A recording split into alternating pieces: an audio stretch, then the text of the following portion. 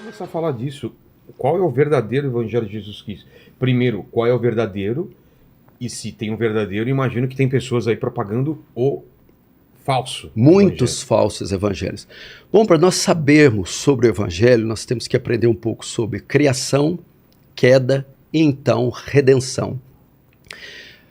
Evangelho vem da palavra grega euangelion, quer dizer boa notícia, boa mensagem. Que boa mensagem é essa?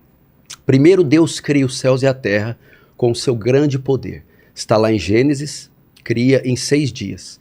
Cria o céu, as estrelas, cria a terra, os animais. No 6º dia, ele cria a chamada coroa da sua criação, a obra-prima. Tudo que Deus criou foi bom e foi perfeito. Mas existiu algo que foi a sua obra-prima. Foi o homem. Porque ele diz, façamos o homem a nossa imagem e semelhança, de modo que nenhuma outra criatura foi feita à imagem e semelhança de Deus. Nem os anjos. Ninguém, nada em todo o universo. Mas o homem, ele decidiu criar sua imagem e semelhança. O que significa ser a imagem e semelhança de Deus? Significa que Deus tem os seus atributos, características pessoais de Deus. E os atributos são divididos em 2 categorias. Atributos incomunicáveis, só Deus tem. Onipotência, onisciência, onipresença. E atributos comunicáveis, Deus tem e comunica as suas criaturas. Bondade, justiça, amor, santidade. Então Deus cria o homem e comunica esses atributos. Então o homem era moralmente justo, moralmente perfeito. E o que acontece?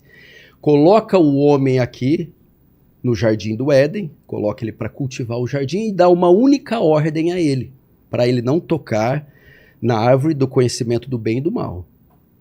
O homem então viola essa única lei e o pecado entra em toda a criação.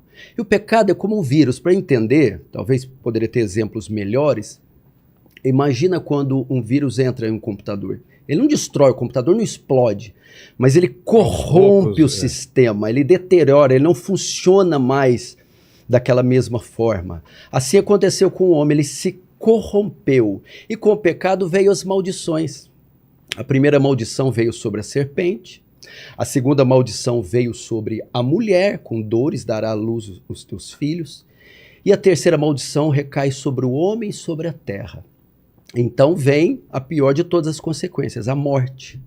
A morte espiritual. Tem a morte física, tem a morte espiritual. O homem não morria, Adão e Eva não morriam, eles eram eternos? Eu não acredito que sejam eternos, mas a morte não fazia parte daquele primeiro plano, ok? Tá.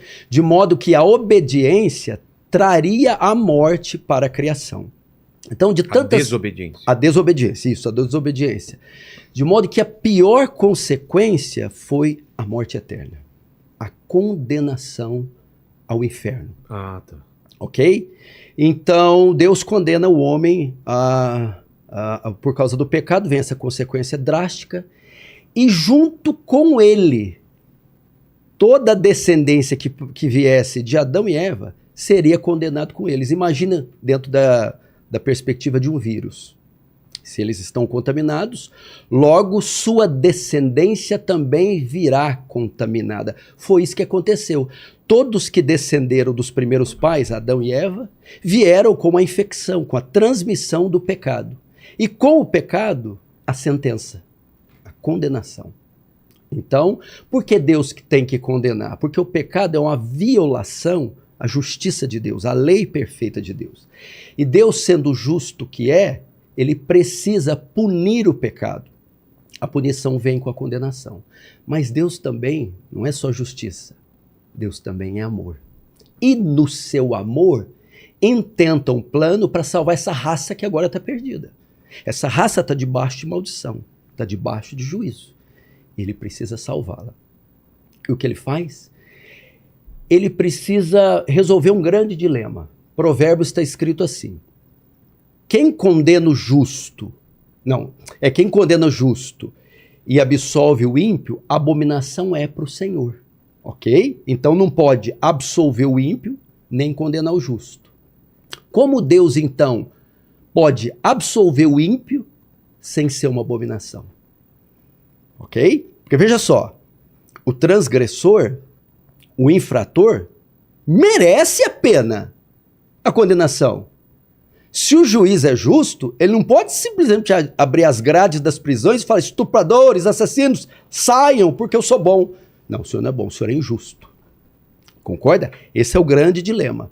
Como um Deus justo salva pecadores injustos sem deixar de ser justo.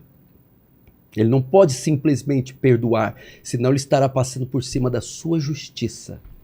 Aí que entra a beleza do Evangelho. Resposta: Jesus Cristo. A cruz de Cristo. Esse é o verdadeiro Evangelho. Isso muda tudo. Muda o que tudo. começou na queda tem fim na crucificação. A solução, a única maneira de reverter o quadro, o estado do homem, da condenação, é o quê? Os pecados dos homens têm que ser punidos. Ponto. Não há como passar debaixo do tapete. Não há um lalau no céu. Não há como. O que acontece? Cristo, então, o plano de Deus é enviar seu filho, que era Deus, para se tornar homem. E nos substituir, morrendo da cruz. O que ele faz? Na cruz, ele leva os nossos pecados. E Deus, por ser justo, tem que punir os pecados. Ao invés de punir os pecados em nós, pune eles em Cristo. Porque na cruz, Cristo leva os nossos pecados sobre ele. A imagem é muito simples. Imagine um júri. Imagine um tribunal. Rogério Vilela é condenado por 10 crimes hediondos. O 11º, réu confesso. Ele é pego com sangue nas mãos. Condenado, ele vai passar agora sentenciado a passar por um julgamento. No julgamento, ele confessa os crimes. Ele é culpado. A sentença, pena de morte. A hora que o juiz vai bater o martelo e decretar sua sentença, cadeira elétrica, ou nem sei qual são os métodos hoje, entra alguém no julgamento. Meritíssimo! Não! Não. Como não? Não o condene. Como assim? Ele olha para você: Vilela, levante-se daí. Tudo bem. Você se levanta e ele senta no seu lugar. Pode continuar, meritíssimo. O juiz: espera aí. Você está querendo dizer que você assume os 10 assassinatos dele? Sim. Mas se você assumir os assassinatos, você vai ter que arcar com a punição. Sim, eu arco. Cumprir a pena. Cumprir a pena. Mas a pena é de morte. Pois eu morro. Ok? Então aquele homem é executado no seu lugar. Porque o Estado quer justiça pelos crimes e a justiça tem que ser satisfeita. Ou será satisfeita com você ou com qualquer outro. Ela não pode ficar sem ser satisfeita. Foi isso que Cristo fez. Tirou todos nós do banco dos réus e olhou para Deus, o juiz, e disse: cobra o pecado de todos eles de mim. Mas meu filho, se você tomar o lugar deles, você vai se fazer culpado como eles. Eu faço. Mas se você fizer culpado, você vai pagar a penalidade. Eu pago. Mas a penalidade é a execução sumária. Pode executar. Essa é a história de amor. A mais bela história que o mundo já ouviu. Mas se Jesus era homem, era carne, como ele suportou essa dor? Vamos lá. Como um humano? Vamos lá. Jesus era 100% Deus e 100% homem. Vamos entender isso. Para o plano ser executado, só poderia ser feito por um homem perfeito. Só um homem perfeito poderia nos substituir. O que é um homem perfeito? Um homem que nunca pecou. Vamos procurar na terra. Adão, não. Abel, Caim, não. Abraão, Isaac, Jacó, Moisés. Vão passando as eras. Não. Não tinha essa classe na terra. Então vamos olhar para o céu. O Filho. Eu desço e me faço homem. Jesus então veio, se fez homem, sem deixar de ser Deus. Quando ele nasce de Maria, ele vem à terra. É a encarnação do verbo que nós chamamos. Então Jesus se torna homem sem deixar de ser Deus.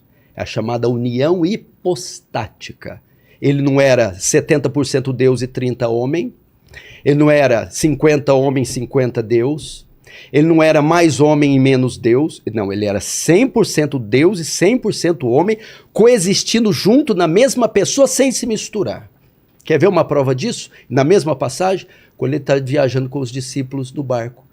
Como homem, de tão cansado, dorme. Quando os discípulos acordam, mestre, mestre, estamos morrendo. Como Deus repreende a tempestade. Acalma-te o mar. Homem e Deus na mesma passagem. E por que tinha que ser homem e Deus? Só um homem perfeito podia nos substituir.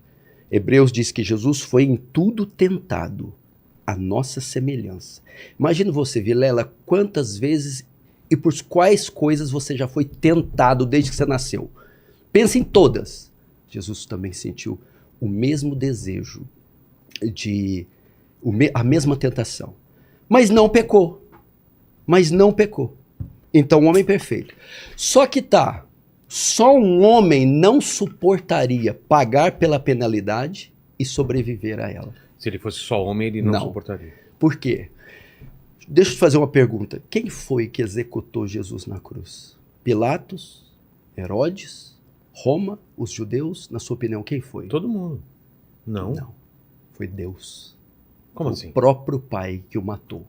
O quê? O próprio Deus o matou. Por quê? Vamos lá.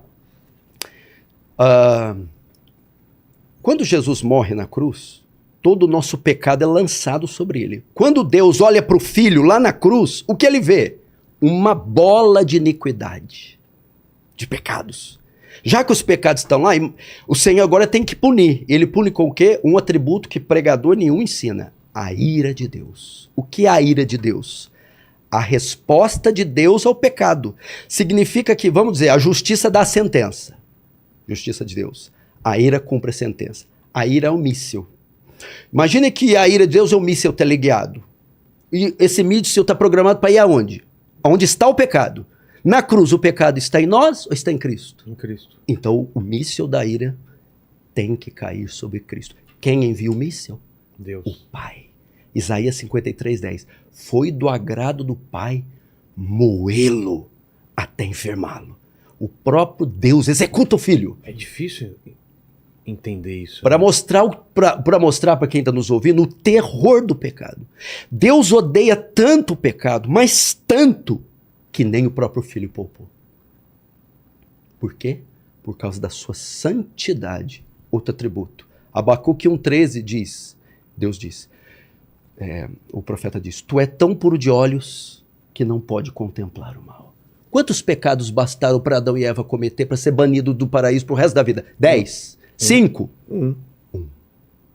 Porque o pecado, ele é contrário à natureza de Deus. O Senhor não pode ser conivente com o pecado. Agora você vai entender aquele salmo que você fala tanto, aquele trecho. Elohim, Elohim, lama sabachthani. Ele brada na cruz. Deus meu, por que me desamparaste? Por que me abandonaste? Resposta? Porque na cruz você se fez pecado, meu filho. Então, ele despeja a ira e mata o seu próprio filho. E com ele, todos os nossos pecados. Os pecados são pagos naquele momento. Aquilo, Vilela, não é um show de terror. Aquilo é uma demonstração de amor. O filho pegando todo o nosso pecado e botando nas costas. Eu suporto, traga-os, eu os compro, eu pago por eles. Mas o preço vai ser muito alto. Você vai ter que suportar a ira. Então ela veio. Imagina, para você ter uma ideia o que é a ira. Imagine um meteoro. 1 milhão de vezes maior que a Terra. Mais pesado que a Terra, vindo na velocidade da luz contra a Terra a 1 hora, e ela vai colidir com a Terra e vai transformar tudo em pó, e ela está vindo, e alguns minutos antes dela chocar com a Terra, um muro, 1 milhão de vezes maior que o meteoro, se coloca entre a Terra e o meteoro. Então o meteoro colide com o muro. E destilhaça, e faz o muro em 1000 pedaços, e aquele meteoro estilhaça, e nem um estilhaço toca na terra. Mas e o muro? O muro não aguenta, ele se desintegra. A ira de Deus era esse meteoro que estava vindo sobre o homem para esmagá-lo e puni-lo pelos seus pecados, e vindo 1 bilhão de vezes maior. E quando ia colidir conosco, o Senhor Jesus se coloca entre nós e o meteoro, e abre um braço para a esquerda e a direita e diz: está consumado, em tuas mãos entrego o meu espírito. Então a ira de Deus caiu sobre ele. A Bíblia chama de cálice da ira. Nenhuma gota desse cálice caiu sobre nós. Mas e o filho? O filho não aguentou. O filho morreu. Jesus morreu. Jesus deu a sua vida. A única maneira.